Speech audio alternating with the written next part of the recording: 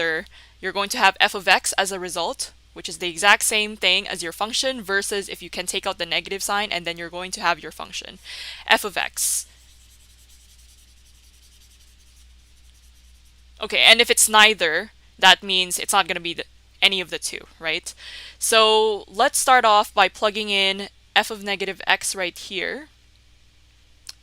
Okay, so we do have 1 over negative x, and then you need to cube this, right? Plus 1.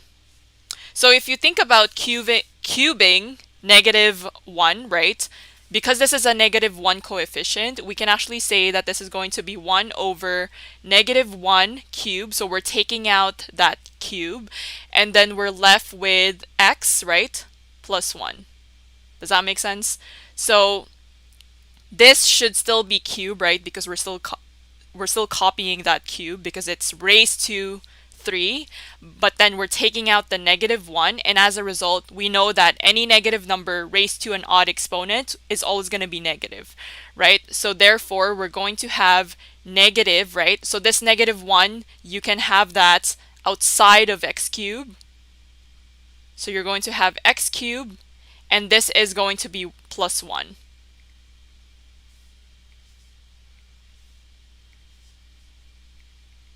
Okay, so if you think about this negative x cubed, right, this is not really outside of your function. It's actually just beside x cubed, right? Because if you have to take out the negative sign or factor out the negative sign, you're going to have negative, right, 1 over x cubed minus 1, right? Because the negative sign gets distributed if you have this right here, so you're going to get negative x cubed plus 1. So as a result, you're going to say that this function is neither. And why is it neither? Well, if you look at your function, right, your f of x originally is 1 over x cubed plus 1.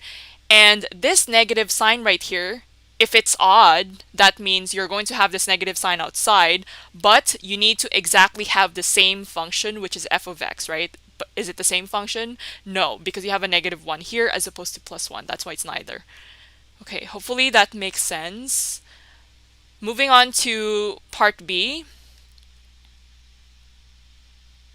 We have 2x raised to the power of 4 plus 3x squared.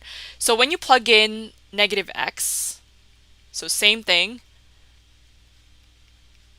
raised to the power of 4 plus 3 times negative x squared, you're going to see that you have even exponents, right? So what's the rule when your coefficient is negative, right? Or any number really, when you raise it to an even exponent, right? It's always going to be positive. Okay, so as an example, if you type in negative 2, right? We know that, let's just keep it as negative 1, just so it's simple.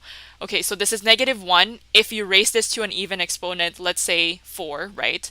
Type this into your calculator, you're going to get 1, right? So that means anytime you have a coefficient or a number raised to an even exponent, it's always going to be a positive number.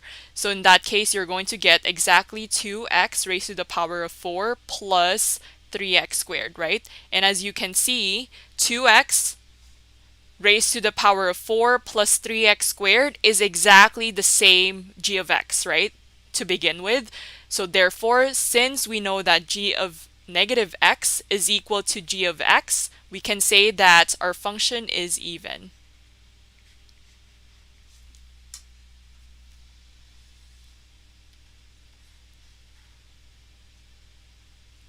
It's not too bad, right? All you really have to do is plug in your negative x. Okay, so moving on to h of x, which is 1 over x cubed plus x raised to the power of 5. So here's the thing, because you have raised to the power of 5, it gets a little bit tricky, but you're going to do the same thing so it's the exact same thing as the other two that we did. So you're going to plug negative x. So you're going to have h